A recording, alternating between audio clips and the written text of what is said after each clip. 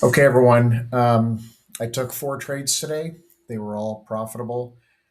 Total P&L for the day was 2,298. Let me show you the trades I took. It's pretty funny how this played out. So, okay. First trade was on Apple. So I was looking for a slingshot setup, which is a setup that I follow myself.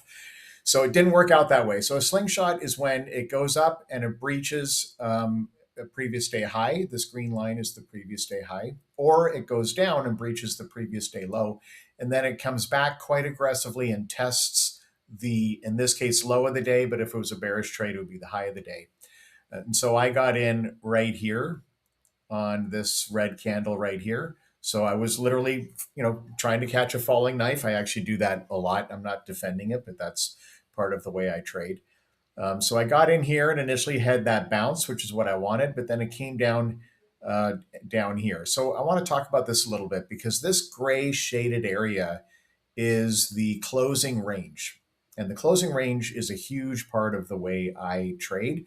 So it's the last 15 to 30 minutes, depending of the previous day. And that has huge volume.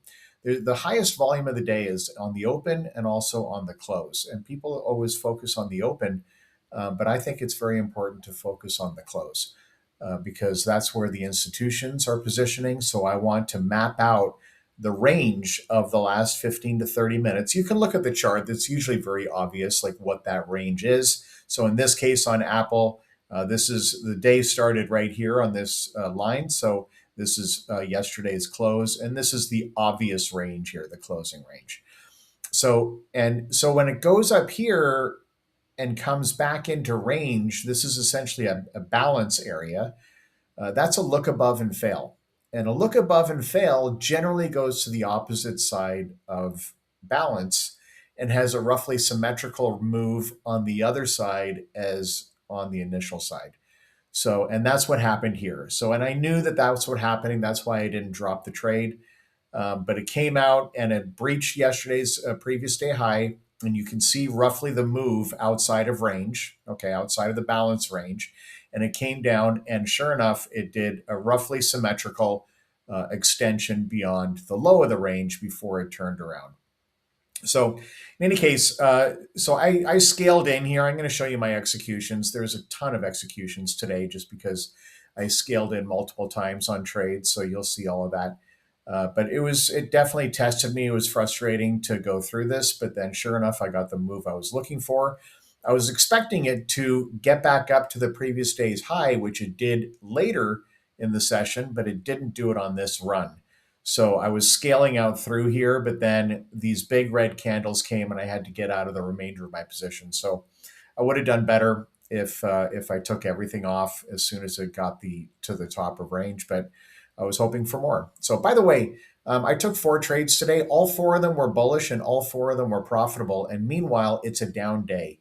I'm always fascinated by in the market, like the market is down, and I'm always fascinated by how you can make money bullish or bearish regardless of what the market is doing. It really depends on the setup and the security you're trading. So anyway, this was trade number 1 was on Apple, and I made $1,466 on that trade.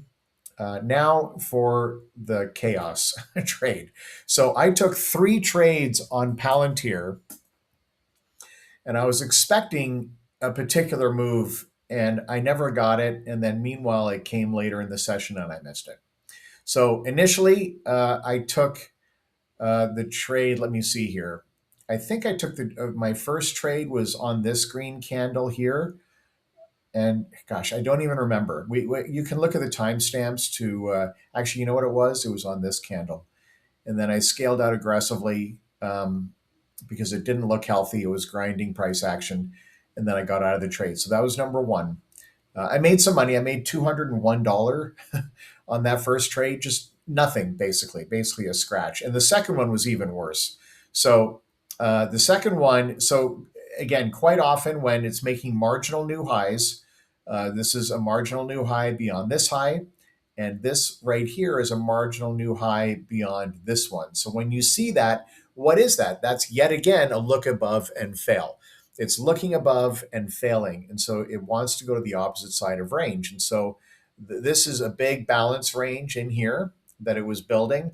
And so I was like, okay, I'm interested in buying this if it breaches below this low right here. Let me just zoom in on this so you can get a better picture. So this candle right here had a low right there. And I was like, if it gets below that, I'm going to take the trade. And then I also put a line, which you can see just faintly here, which anchors to the very top of this red candle. This is the low bear candle, the lowest bear candle before the move. And so that's the top of that candle, tends to be support. So I was like, between the bottom of this candle and the top of this candle, I want to be in that trade. So I started scaling in here, and it did test me a little bit, but not a whole lot. Then it came up, I scaled out, and then it came back and tested again. And it's just frustrating because when you do that, the move that I'm looking for is less likely because it's grinding price action. I knew the move was coming eventually, and I still believe the move is coming, but it's just not ready to do it yet. Now, the slope of the down move here is less than the up move. So the up move was slightly more impulsive. This is just grinding lower on a gradual slope. That's a bullish price action. So then it came up in through here. I scaled out aggressively, and I made. But then, so again, it rolled over on me and came back down again. So I had to take again the remainder of my position. I had to sell for that particular remainder was probably at a loss or something. But between all of it, I made like $128 on that trade. So not a whole lot. And then it came down again. And so I took the trade one more time because I was like, if it's coming down here one more time, it's going to test this impulsive move. The breakout point is right here. So again, the top of this is the low bear candle right here. So it's going to test that low because this, keep in mind, this high is higher than this high. So it made a higher high.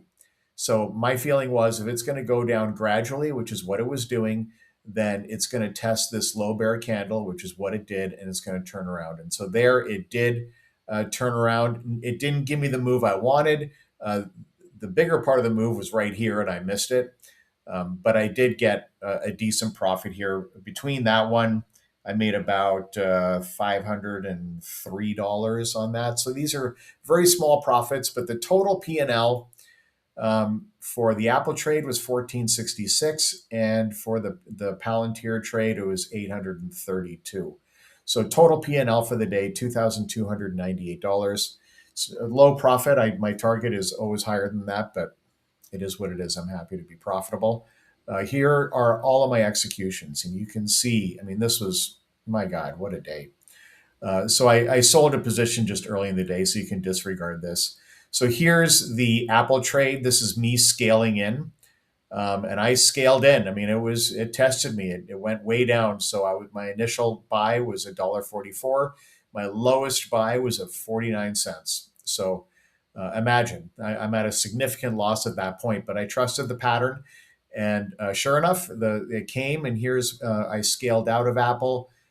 You can see all of every single one is a higher price, except for the very last one where I scaled out of the remaining 8 positions, 8 contracts. So it would have been nice if I could have scaled out more. All right, here's the first Palantir trade, scaled in and scaled out. Here's the second Palantir trade, scaled in. Then I took one position off in that little bounce, and then it came back down, and I scaled one more position in. And then scaled those out for that tiny profit, like 100 and whatever dollars, $128. And this is the last one where I just only scaled in 3 times because my trade location was good. And here's where I scaled out and made a little bit of money. So anyway, a lot of trades today for not a lot of profit, but I'll take it. It's better than the loss. So that's the day, and thanks for watching, and we'll see you again on Monday. Bye-bye.